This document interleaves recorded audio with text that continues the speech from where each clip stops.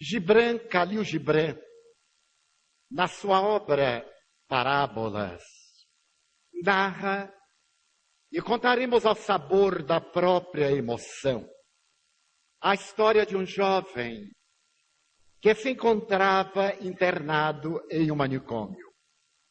Gibran foi visitá-lo e, ao chegar ali, encontrou a sombra de uma bela árvore. Meditava o rapaz, considerado louco, e Gibran, acercando-se, perguntou-lhe: por que você veio para aqui? Ao que ele redarguiu: bem, quando eu nasci, meu pai queria que eu fosse um modelo semelhante a ele. Minha mãe, porque tinha um irmão a quem muito amava, desejava que eu fosse igual ao seu irmão. Os meus professores, lentamente, inculcaram-me as suas lições e cada um deles elegia o seu modelo e desejava que eu fosse absolutamente igual. Mais tarde, minha irmã, quando se casou, asseverou que eu deveria ser igual ao marido dela. E, naturalmente, porque eu desejava ser eu próprio, eu vim para aqui. E depois de um breve silêncio, ele perguntou a Gibran: e o senhor? Por que veio para aqui? Foi a educação e a formação social que o mandaram para ficar retido aqui? Ao que Gibran respondeu: não, eu estou aqui em visita. E disse: então é louco daquele grupo que está do outro lado das muralhas daqui do hospital. Nós temos a visão conceptual daquilo que o mundo deseja imprimir em nós, estabelecendo padrões que deveríamos seguir, sem preocupar-se essa sociedade em trabalhar cada um para que seja ele mesmo, obedecendo naturalmente aos padrões de natureza ética, cultural, social e moral. Cada um de nós, quando ama a outrem, invariavelmente modela uma personagem que nós gostaríamos que fosse aquela pessoa. E desejamos impor de tal forma o nosso conceito que a pessoa, no mecanismo de autorrealização, aliena-se ou vai alienada.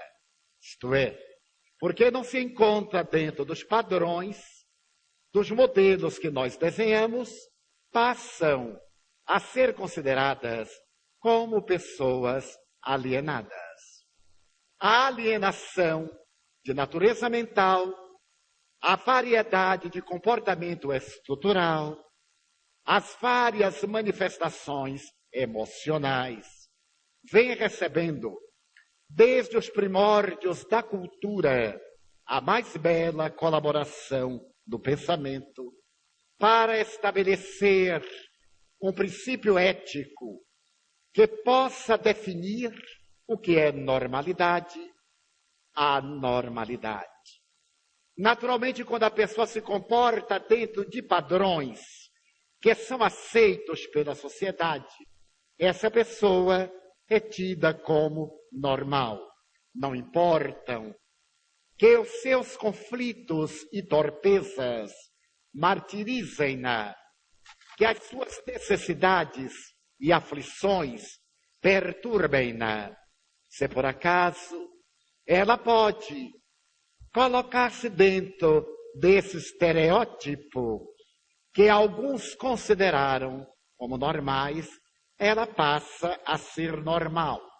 E toda vez, quando assumindo determinados valores, que para o indivíduo são os mais importantes, mas mesmo quando não agressivos ao contexto social, costuma-se dizer que a pessoa apresenta uma conduta esdrúxula, e que não está nos padrões da sociedade. O próprio Gibran narra na mesma obra a história de um louco que fala em torno de si mesmo. Muito antes de surgirem os deuses, de aparecer a vida, eu já havia elaborado as minhas máscaras. E de acordo com os padrões de cada época, eu usava uma daquelas máscaras. E naturalmente todos me conheciam. O meu professor de lógica aceitava-me conforme a máscara da lógica que eu colocava na minha face. Mas assim também o meu professor de civilização, o de cultura, o de ética. Até que certo dia eu peguei as máscaras e guardei-as por enquanto. As pessoas olharam-me e ficaram surpresas de verem a minha face. Eu fui andando e de repente um raio de sol bateu na minha pele. Eu senti o seu calor, o beijo dúlcido e quente desse maravilhoso raio de luz. Olhei para o sol e encantei-me. E a partir de então, joguei fora todas as máscaras. Foi nesse estado que, não tendo nenhuma máscara, alguém disse: pobre dele, é um louco. Somente porque eu não me mascarei mais. Khalil Gibran consegue o milagre poético de colocar em uma filosofia existencial alguns parâmetros a respeito da nossa conduta de saúde mental e de saúde comportamental. Quando se aproximava o fim do milênio número 2, profetas de destruição e as parcas da mitologia grega, representada em personalidades aflitas e sadomasoquistas, estabeleceram que a Terra estava nos seus últimos estertores. A grande calamidade apocalíptica ia cair sobre o planeta e destruí-lo. Personalidades na área da moda apresentaram-se estúrdias e assinalaram o dia para que a Terra fosse destruída pela avalanche do caos. Outros asseveraram que uma onda volumosa varreria do planeta as cidades litorâneas do mundo, cobriria as ilhas, e isso seria apenas o começo do grande caos. E o milênio segundo se foi, estamos na denominada era do amanhecer do bem. E 9 meses após o período da gestação humana, as calamidades previstas e aterradoras não aconteceram. É claro que a grande transição que se opera lentamente vai assinalando a sociedade dos frutos que resultam da imensa e profícua semeadura de 2000 anos após Jesus e de 6000 anos de ética, de cultura e de civilização.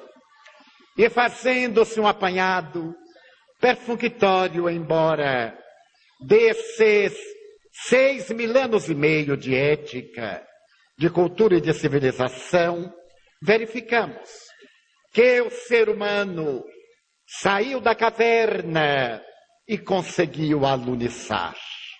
Abandonou as pedras e os paus de que se utilizava para os combates, destruindo a estrutura do átomo ou nela penetrando, e apresentando equipamentos nucleares de alto poder destrutivo. A criatura humana saiu das escritas rupestres para a comunicação avançada e virtual. deixou as regiões insalubres para receber o oxigênio mais puro nos arranha-céus que oscilam suavemente ante a brisa que varre a atmosfera da Terra indefinidamente. A ciência pôde proporcionar-nos uma visão cósmica deslumbradora.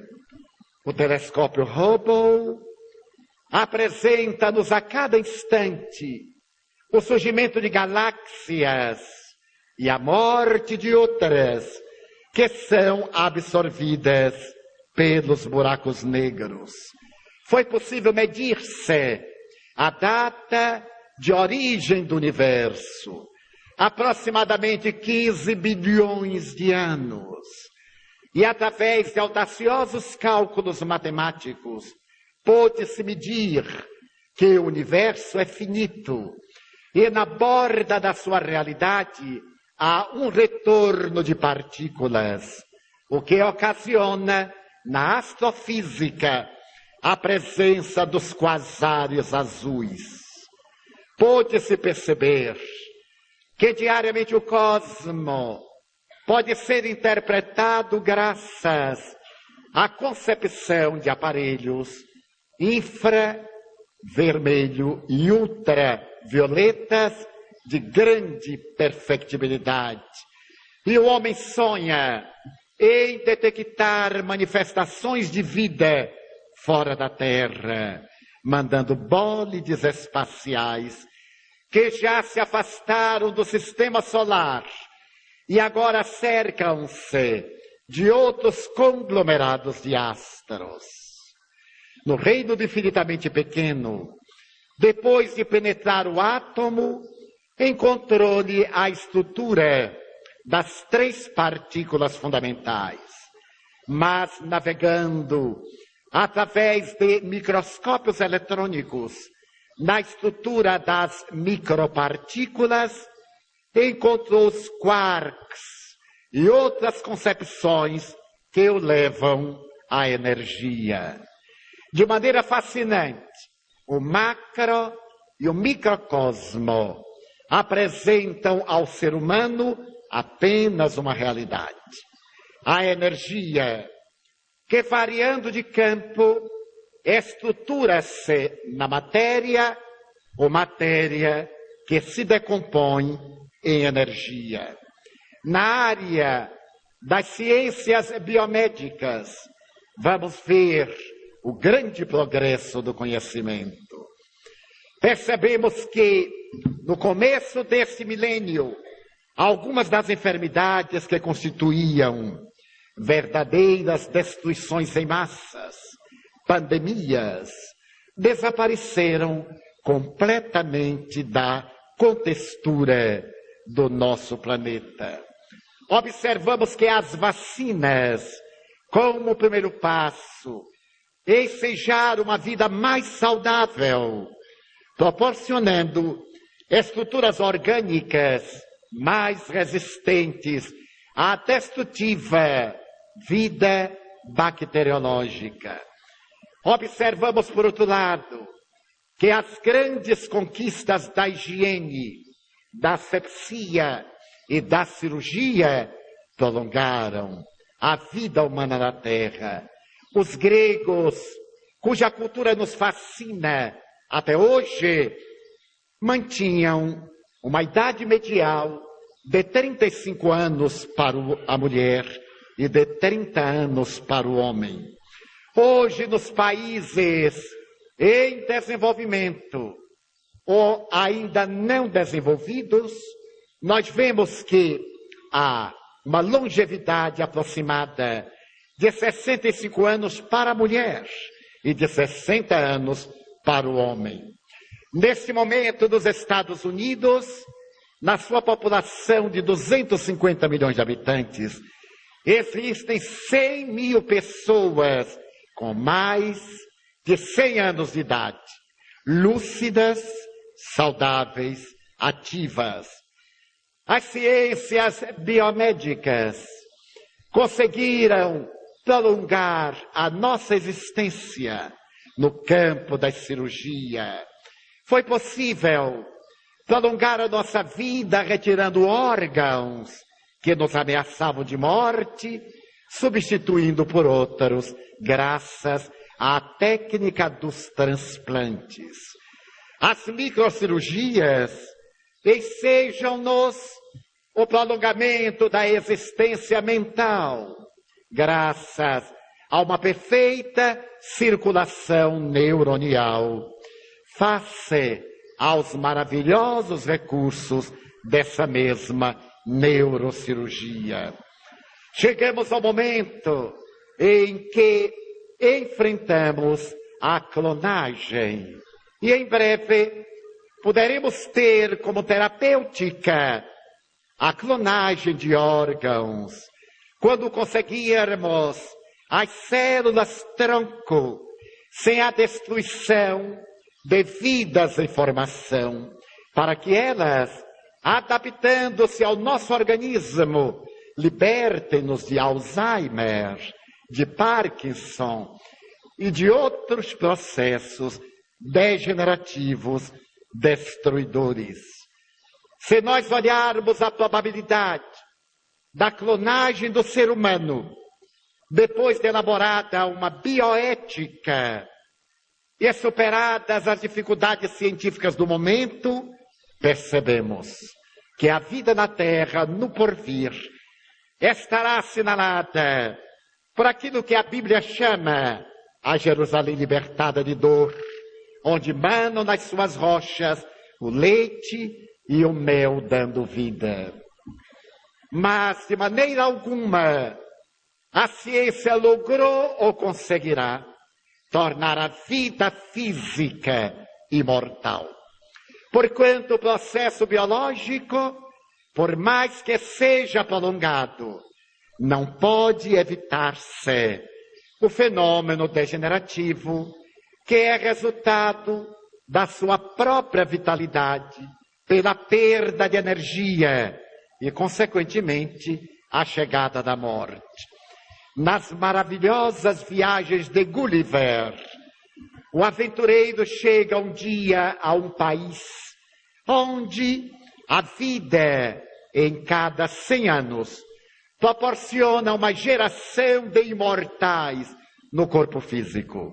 E Gulliver, fascinado pela perspectiva de uma vida imortal na matéria, pede para ver esses indivíduos que não morrem, e ao adentrar-se, é tomado de uma surpresa quando os vê. Pastas celulares deformadas, indivíduos que perderam praticamente a configuração humana e degeneraram nas faculdades mentais e nos comportamentos emocionais. Na Odisseia, Ulisses tem oportunidade de ouvir quando as sereias, desejando arrebatá-lo, e também os outros seres lamentam a sua imortalidade, dizendo que nada pode ser tão grave e tão infeliz como a perda da oportunidade de morrer. Aquilo que o homem na terra procuraria a imortalidade corporal, os seres da mitologia humanizados anelariam por conseguir, que era a morte. Os modernos estudiosos nas áreas da saúde humana estabelecem que a morte não é um fracasso da ciência, nem é um fracasso da vida. É o ponto culminante do processo biológico. É o instante máximo em que as cadeias celulares desagregam-se, rompem-se, para libertarem a vida que se encontrava ergastulada. A grande vitória começa aí, na imortalidade da consciência, na vitória, na planificação do ser, na realidade total daquilo que é fruto da criação original. Então nós vemos que o avanço na área da ciência foi extraordinário, se considerarmos os grandes engenhos que trabalharam a terra. Vemos desertos transformados em pomares, pântanos drenados, trabalhados, convertidos em jardins, regiões montanhosas, depois de receberem os cálculos da engenharia, convertidos em admiráveis conceitos residenciais futuristas, e o fundo do mar, oferecendo-nos diariamente os seus mistérios desvelados pelas grandes ciências da gravação, da fotografia e das filmagens submarinas. Vivemos a hora em que a ciência decifra-nos o que antes eram milagres. E essa conquista nós herdamos e estamos usufruindo-a sem nos darmos praticamente conta. Mas também herdamos a violência. Jamais na Terra houve tanta violência como nos dias que nós vivemos.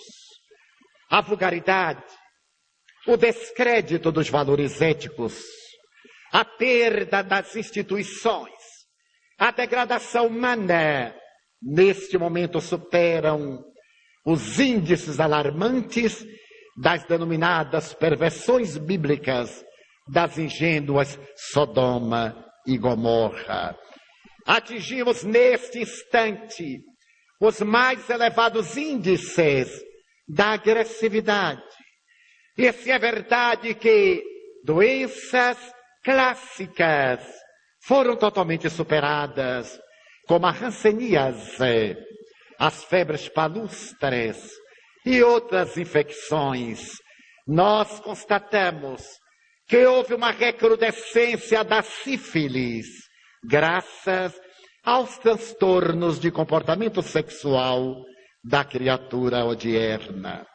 Apareceram doenças degenerativas e muito vigorosas, como a AIDS, como Alzheimer já referido, como Parkinson, e concomitantemente, na área dos comportamentos, transtornos que estavam presentes de maneira discreta no contexto social, mascaradas pela ignorância da ciência, agora atingindo alarmantes estatísticas que nos aturdem e que nos levam a acuradas reflexões.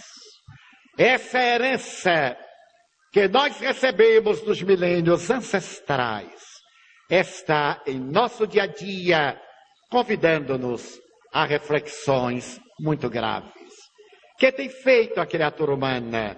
Fugido ao enfrentamento da realidade, procurado as estruturas do desgoverno emocional como mecanismos de fuga, apagar o conhecimento da tragédia e uma ansiedade de sobrevivê-la, anestesiar a razão, não pensar, alienar-se.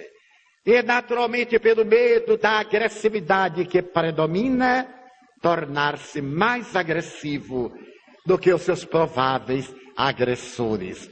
Agredir antes de ser agredido, quando a vida, em todas as suas manifestações, é um hino de ternura, é um convite aos nossos sentimentos mais elevados. Era noite. A dama deveria chegar à cidade para onde se dirigia em um período breve, porque se tratava de uma emergência. Mas quando atravessava uma estrada deserta, um pneu apresentou defeito e já caindo a noite, ela saltou e foi tomada de amargura. O pneu estava totalmente derreado. Ela nunca houvera trocado um pneu na sua vida. Aquele era um lugar considerado perigoso pelas estatísticas rodoviárias americanas. Ela começou a transpirar de angústia quando viu aproximar-se um automóvel que diminuiu a marcha e de dentro dele saltou um homem de aspecto algo desagradável. Ela receou e quis correr. Mas para onde? O estranho acercou-se-lhe e perguntou: posso ser-lhe útil? Ela disse: não sei. É que o meu carro está com um pneu furado e, lamentavelmente, eu não sei mudar a roda. Tem equipamentos na mala? Eles pensam que sim. Então abra, por favor. Trêmula, acreditando que ele ia colocá-la no porta-malas, roubar-lhe o carro e os seus valores, ela deu-lhe a chave e pediu que ele mesmo abrisse. O homem abriu e ali estava um substituto. Havia lanterna, havia o macaco. Ele gentilmente tirou o instrumento que precisava, retirou o pneu furado, colocou o outro, compôs e disse: aqui está a sua chave.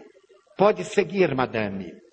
Ela, agora aturdida, abriu a bolsa e disse: quanto o senhor aceitaria?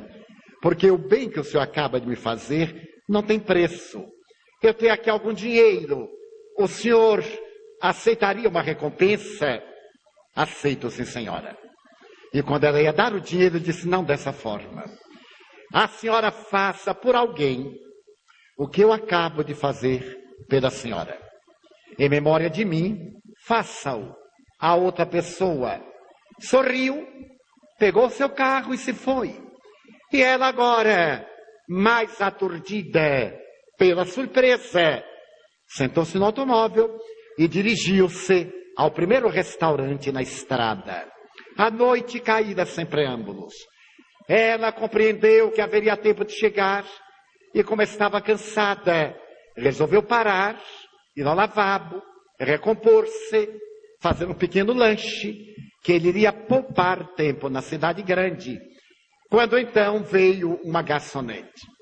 Era uma jovem algo debilitada, em avançado estado de gestação.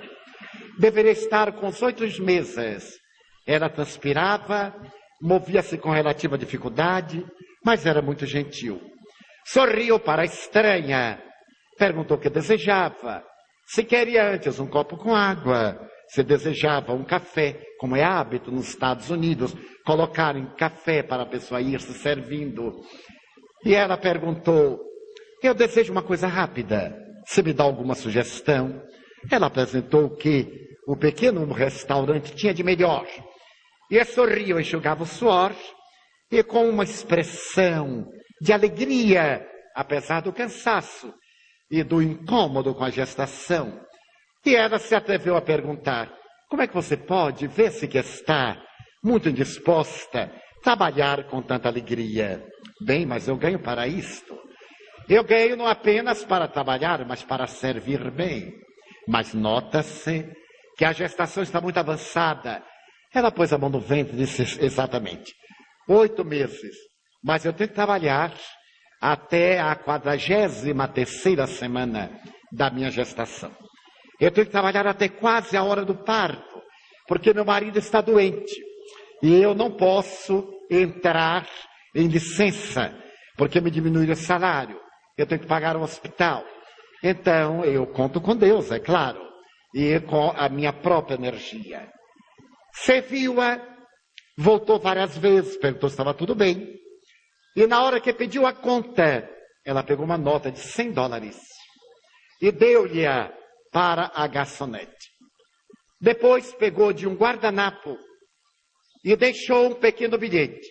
Antes que a garçonete voltasse, ela saiu por uma porta do lado e deixou sob a bandeja $400 e a seguinte nota: o troco, que era mais de $80, é para atender a doença do seu marido.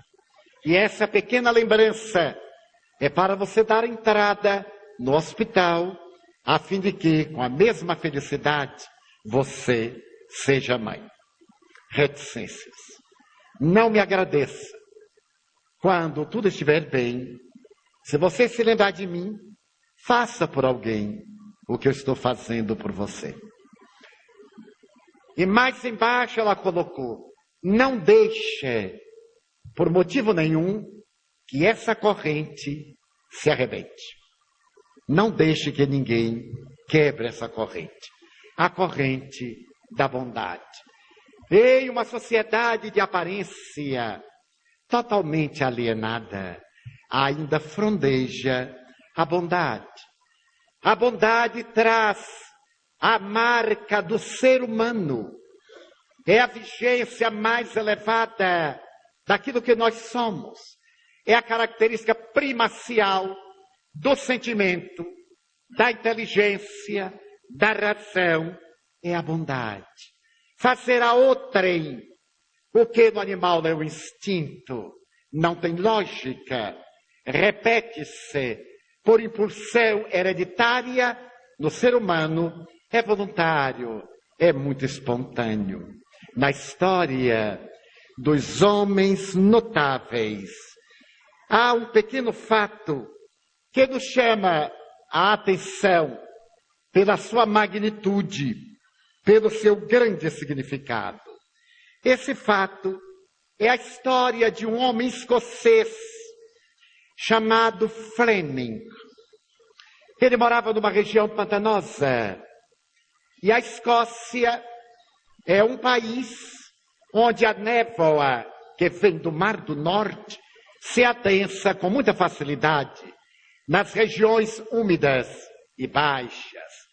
E certo dia, o senhor Fleming, um trabalhador modesto e analfabeto, ouviu vozes que pediam socorro e que vinham de um charco próximo à sua casa.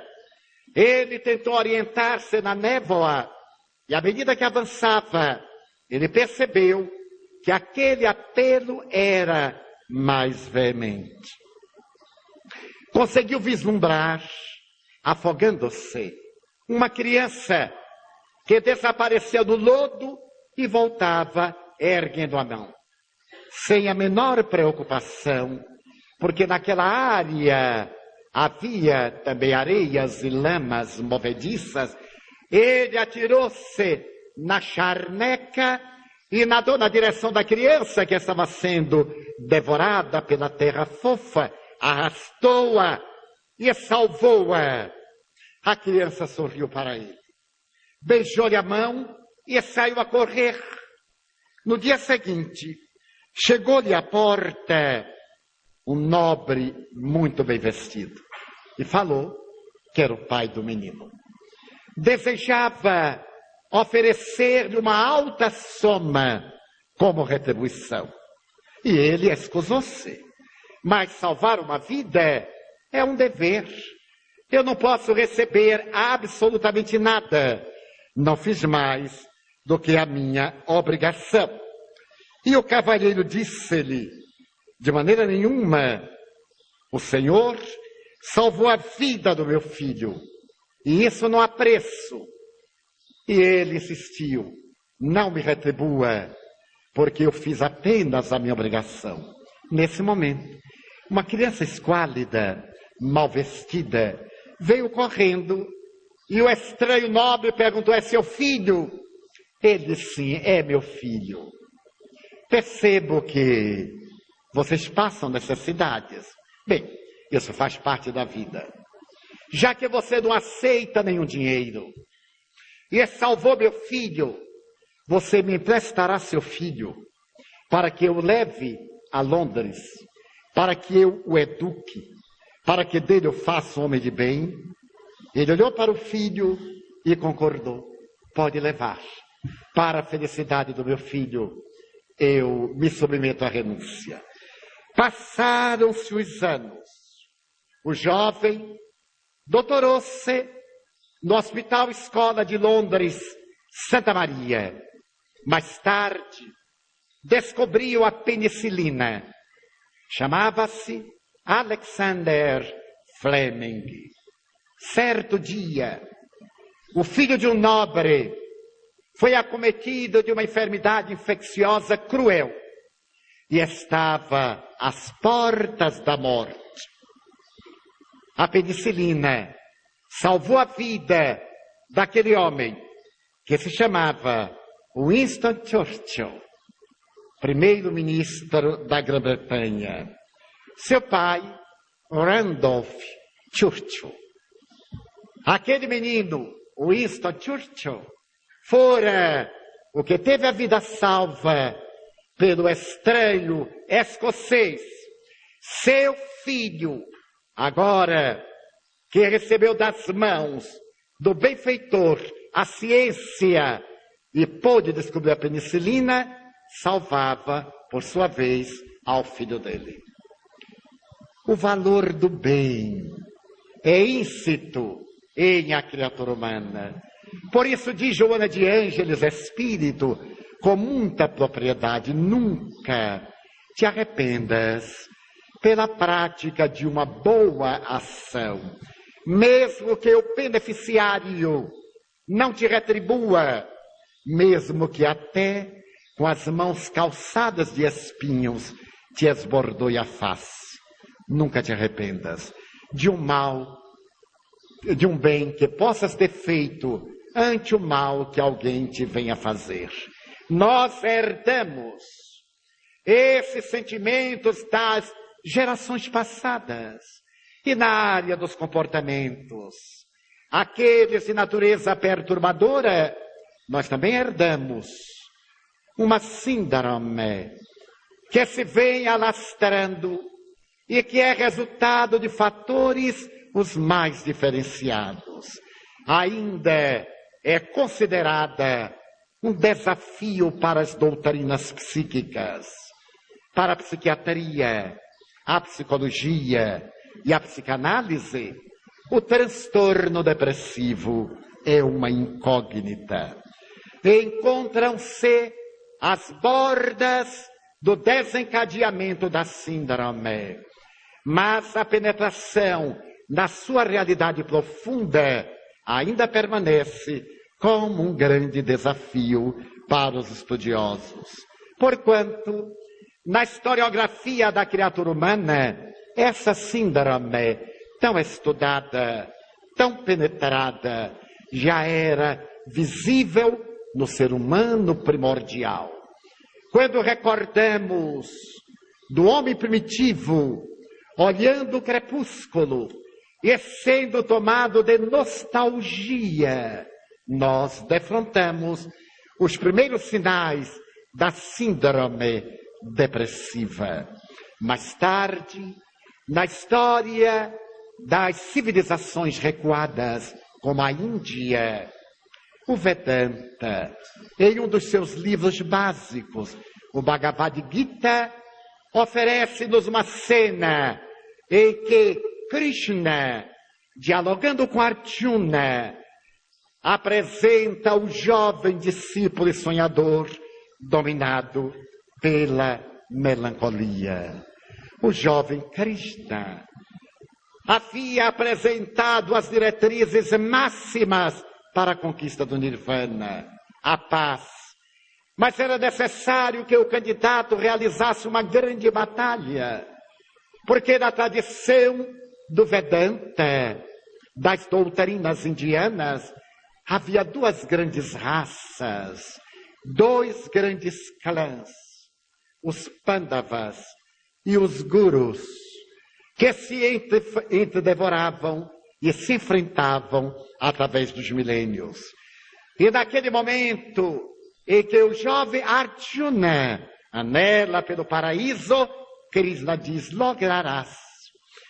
Se tiveres a coragem, tu que és Pandava, de matar todos os gurus. E o jovem entristece-se e pergunta: como?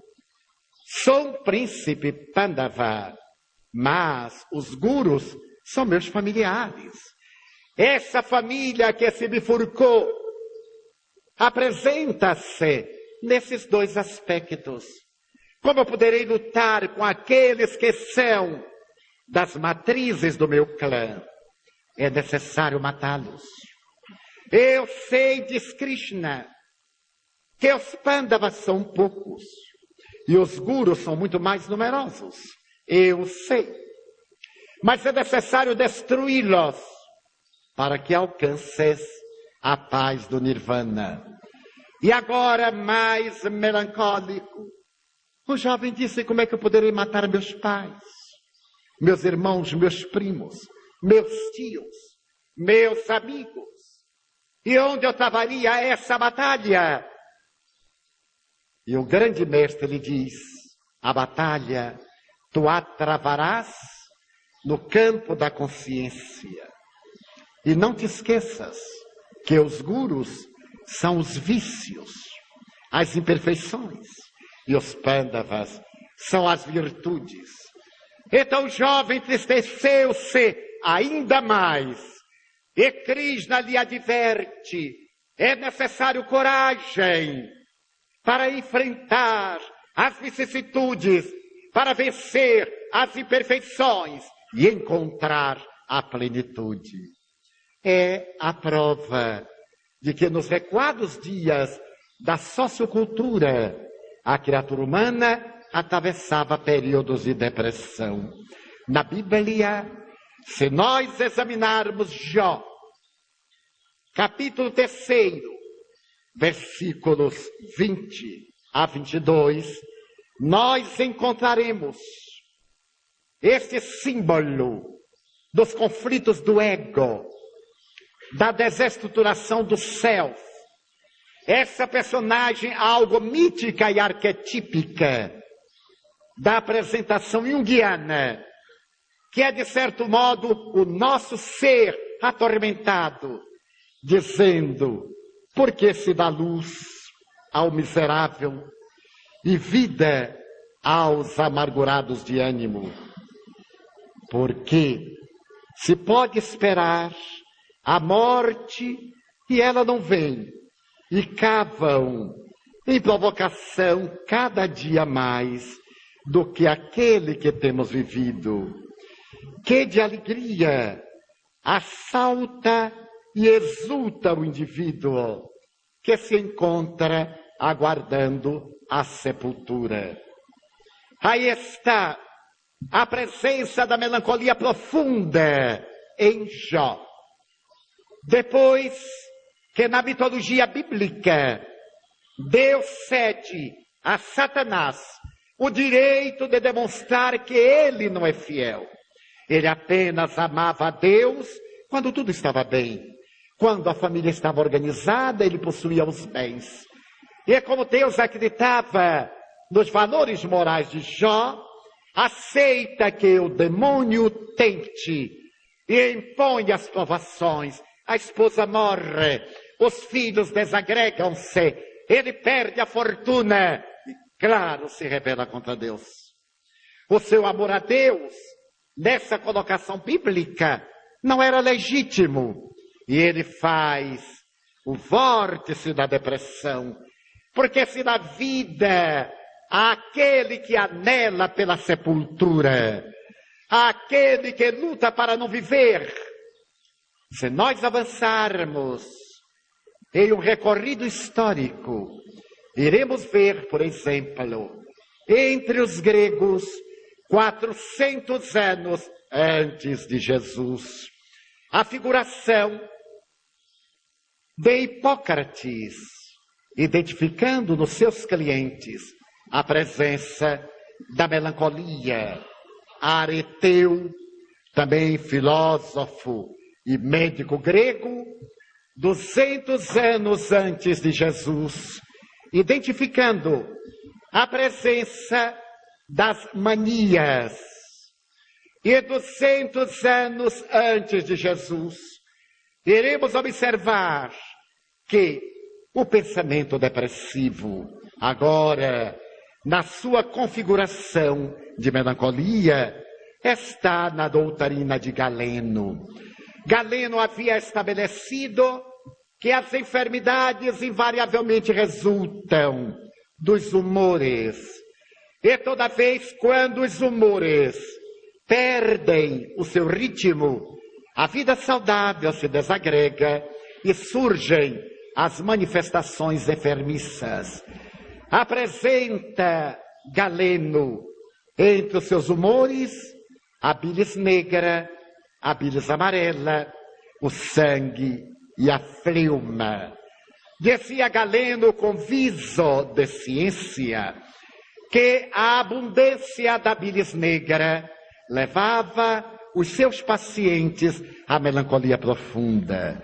E a terapêutica de Galeno, que sobreviveu 20 séculos, até o século XVIII aproximadamente, eram as sangrias, os laxantes, os vomitórios, com a agravante de que os pacientes se recuperavam através da morte por desidratação. Já estava 200 anos antes de Jesus a síndrome da depressão, agora nas manifestações típicas da melancolia. E a melancolia avança historicamente. 200 anos depois de Jesus, em plena vigência do cristianismo primitivo, essa expressão perturbadora torna-se identificada com muita facilidade, graças a uma tristeza profunda que atingia as criaturas devotadas à vida cenobita, ao ministério do bem.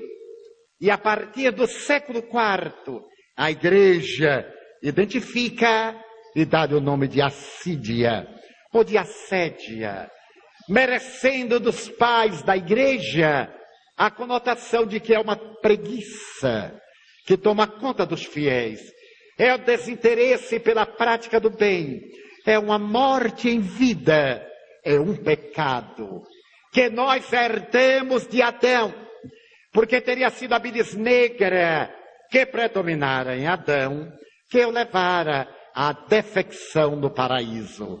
E a melancolia continuou ceifando milhões de vidas à medida que as populações aumentavam na terra.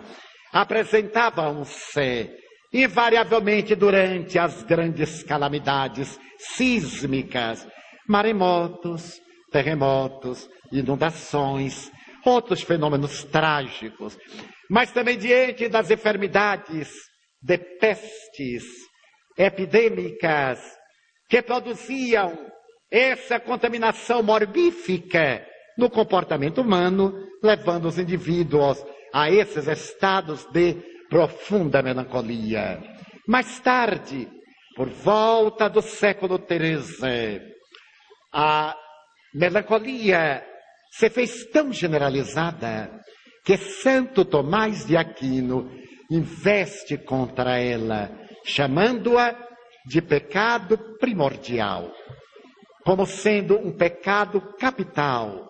E as criaturas portadoras desse pecado deveriam pagar o alto preço da própria vida por se entregarem a esse transtorno da ausência de vitalidade para a prática do bem.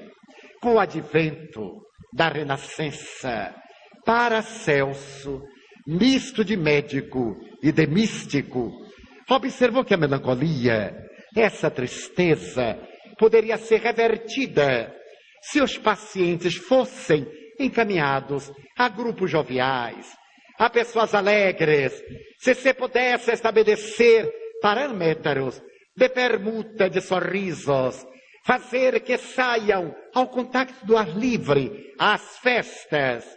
E essa psicoterapia paracelsiana, com o correr dos tempos, foi considerada mais maléfica do que benéfica, porque o transtornado pela melancolia, diante dos júbilos, das alegrias alheias, introjeta ainda mais a sua angústia e passa a um transtorno mais grave, experimentando fobias e alucinações. Foi mais tarde, graças ao avanço da ciência médica, quando se pôde perceber que o cérebro não era apenas uma massa com uma formação líquida, que alguns chegaram a intitular de urina cerebral. À medida que Harvey identificou a circulação do sangue e percebeu que a abundância de sangue cerebral ou a sua escassez podia levar a transtornos de melancolia, que o cérebro começou a ser melhor estudado. Com a frenologia de Gall, que estabeleceu ter o cérebro funções estanques, determinadas, é que se abandonou a velha tradição de que o cérebro era destituído de qualquer valor. Até o século XVIII, muita gente acreditava que o órgão do pensamento era o coração. O órgão das emoções também era o coração. E ainda hoje nós dizemos, eu te amo com todo o meu coração. Chego a sentir uma dor fininha no meu coração.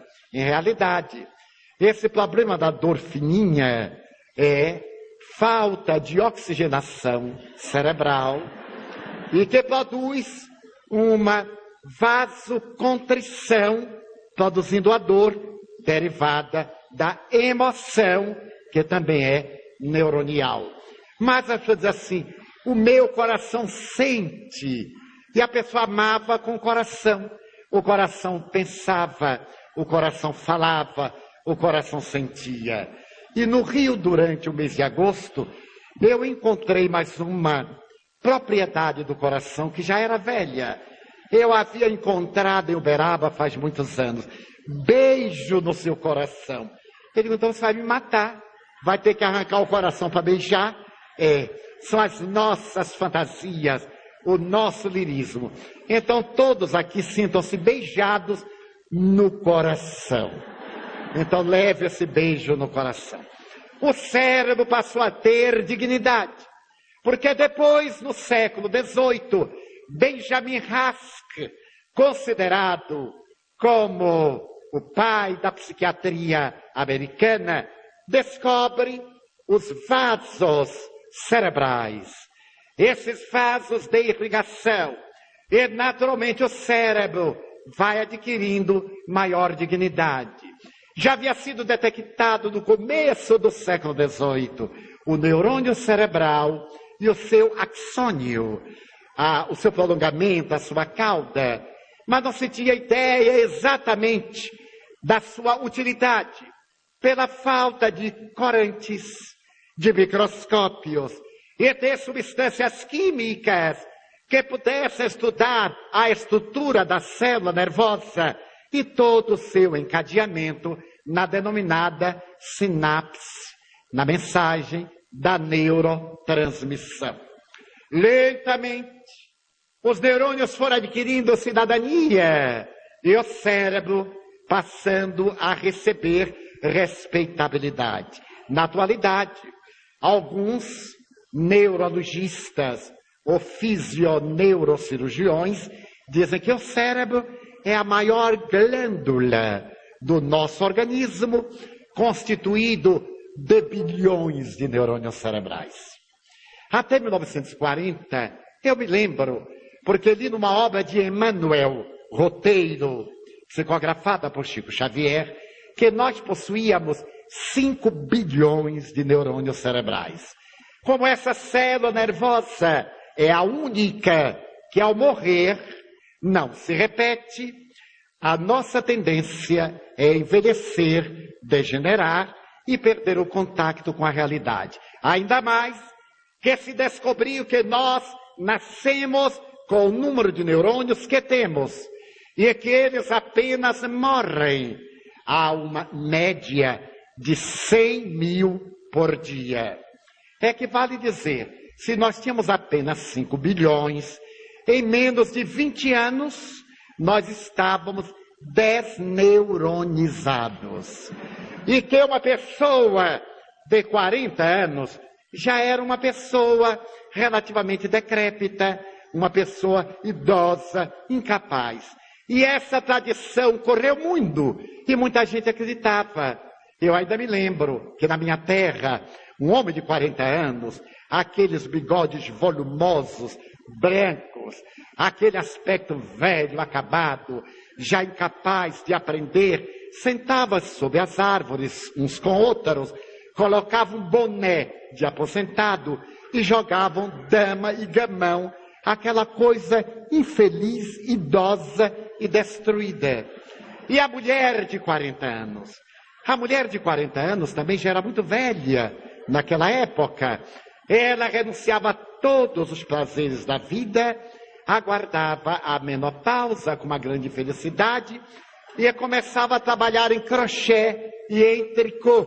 Então era o biótipo do casal velho. Eu ainda me recordo na minha terra de um casal velho que eu conheci, cujos filhos mais velhos tinham 23, 24 anos. E o casal 40, 42, acabados, os dois, porque era o padrão neuronial da época. Mas a partir dos anos 50, graças ao advento do microscópio eletrônico, os neurofisiologistas constataram que nós possuímos, sim, 50 bilhões de neurônios. E por mais que morram, podemos chegar muito bem até os 60 anos, jovens, airosos, porque os neurônios que nós perdemos são substituídos pelas dendrites, pelas ramagens que os nossos neurônios formam quando temos uma vida mental ativa. Se nós, à medida que envelhecemos, mantivermos a nossa estrutura mental, as nossas atividades, e pusermos à máquina neural os nossos anseios, eles, os neurônios, irão estendendo redes para que as intercomunicações não sofram quaisquer interrupções. Qual ocorre? Quando nós perdemos um olho, o outro adquire maior acuidade. Quando perdemos um ouvido, o outro tem percepção maior. Quando um rim vai mobilizado, o outro substitui-o, um pulmão, e assim por diante. Se o nosso agente, que é a psique, trabalhar os neurônios, eles naturalmente intercomunicar-se-ão e não haverá dano. E a idade mental passou a ser de 60 anos. Então, até 60 anos, a pessoa pode ter uma vida normal. Dizia-se nos anos 50, ainda pode aprender qualquer coisa, porque se acreditava que depois dos 40 não se aprende nada. A pessoa se entregava à preguiça e deixava que a melancolia tomasse parte. Pois bem, nos anos 70, investigações com microscópios ainda mais avançados constataram que nós possuímos 75 bilhões de neurônios. E por mais que os percamos, eles têm a estrutura suficiente para darem-nos uma vida mental ativa em qualquer idade. Não é a idade que tira a nossa capacidade de aprendizagem, é o nosso centro de interesse. À medida que nós vamos envelhecendo, nós mudamos de interesses, acumulamos preocupações, perdemos a capacidade da concentração, vamos estudar qualquer coisa, pensando noutra. Quando somos jovens, centralizamos melhor o nosso foco de atenção e registramos. À medida que os anos se passam, os nossos interesses são mais variados e nós vamos ficando negligentes em torno da nossa aprendizagem. Haja vista que em qualquer idade o interesse por dinheiro é o mesmo. E por sexo, e por prazer. Mas na área da cultura, porque nós perdemos o interesse, achamos que a vida já nos deu tudo, para que estudar mais nada? Então nós passamos a ter uma capacidade menor. Pois bem, na década de 90 do milênio passado, no último século, os cientistas constataram que nós temos entre 75 bilhões e 100 bilhões de neurônios, sendo que os homens têm alguns bilhões de neurônios mais do que as mulheres. Para nada. Descobriu-se que não tinham nenhum valor. É um armazém. As mulheres têm outra explicação para o fato, mas que não vale a pena dar. Então, você percebeu que nós podemos ter uma vida mental ativa em qualquer idade, porque nós temos reservas neuronais para a saúde emocional, a saúde mental. Nós podemos ter uma vida de constante aprendizagem, desde que o nosso centro de interesse seja canalizado para aquele fulcro. Dessa forma, descobriu-se também que o neurônio é uma célula muito especial, porque se descobriu no organismo, na área digestiva, estômago, intestino, na área hepática, a presença de uma molécula muito peculiar, que passou a ser chamada peptídeo. E essa molécula é muito fértil no cérebro, passando a ser chamada neuropeptídeo. E ela é ainda mais fértil, como dizem cientistas, ela é mais quente, em uma área límbico-hipotalâmica. Nessa área límbica, junto ao hipotálamo, é que estaria o fulcro da ligação do espírito, do self, com a matéria, da mente com o corpo. E é que esses neuropeptídeos seriam os encarregados da decodificação dessas informações através dos nossos neurônios cerebrais. Percebeu-se que esses neurônios cerebrais produzem moléculas e já estão classificadas mais de 600. Não apenas os neuropeptídeos, como os peptídeos também. Nós conhecemos várias dessas substâncias. A adrenalina. Quem não conhece a adrenalina?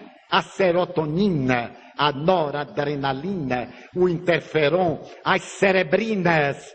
São produtos dos peptídeos e particularmente dos neuropeptídeos. Esse avanço da ciência médica proporcionou-nos entender que o equilíbrio da nossa máquina está adstrito à produção dessas partículas, dessas substâncias. Quando há abundância, há uma consequência. Quando há escassez, há um efeito. Eu já contei aqui, e não é demais repeti-lo, que no ano de 1991, proferindo uma conferência sob os auspícios do etnógrafo Dr. François de Laplantine, na Universidade Lyon 2, em Lyon, na França, sobre reencarnação, à sua solicitação, com tradução ao francês de Cláudia Beaumartin, ao terminar a conferência, na qual apresentávamos as provas científicas da reencarnação, veio uma senhora com bastante idade, lépida, conversar comigo. E então, muito jubilosa, ela me disse: Senhor Franco, eu queria comunicar-lhe que estou de pleno acordo com a tese que foi defendida aqui na nossa aula de antropologia, de etnologia e etnografia. Por uma razão, porque eu estou com uma idade que todos podem perceber, mas não disse. Mulher não diz idade, de jeito nenhum. Claro que eu percebi quanto era, mas ela não diz. E então, eu estou fazendo antropologia. Estou matriculada na universidade da terceira idade. Ela já comportava a quinta idade, mas estava na terceira. E então eu estou aqui e estou fazendo o curso. O senhor imagine que eu assimilo as aulas como assimilei o que o senhor falou. E gostaria de dizer ao senhor que estou muito feliz. Eu olhei para ela e perguntei-lhe: mas a senhora está fazendo o curso de quantos anos? 7 anos. E quantos anos você já fez? 3. Então ainda lhe faltam 4 anos. Eu calculei que ela deveria ter uns 84 anos. E a senhora pretende exercer a antropologia depois que se formar? Mas é lógico, senão eu não estava estudando. Perguntei-lhe: e se por um absurdo, um acaso estúpido, por uma dessas ocorrências inesperadas, imaginemos que a senhora morra Ela disse, qual é o problema? Na outra encarnação eu já venho antropóloga diplomada. Aí está a prova do que a arte de viver, de manter os neurônios em pleno funcionamento, da coragem neuronal de produzir essas substâncias para tornar a vida apetecível. Então escrevamos, só é velho quem velho se sente. Toda vez que nós nos sentirmos jovens, vivamos intensamente cada momento da nossa juventude. À medida que os anos passarem, não nos preocupemos com o amanhã. Lembremos-nos de Pandit Nehru, o primeiro-ministro da Índia. Ele, certa feita, falou no discurso os versos de Robert Frost, o poeta americano. A paisagem é muito linda, mas eu tenho muitas milhas a vencer. Por mais bela que seja a paisagem, não fiquemos contemplando-a. Nós temos muitas milhas a conquistar. O progresso é ininterrupto. A nossa luta deve ser incessante. Avancemos sempre, sem cessar, e os nossos neurônios darão conta da sua responsabilidade.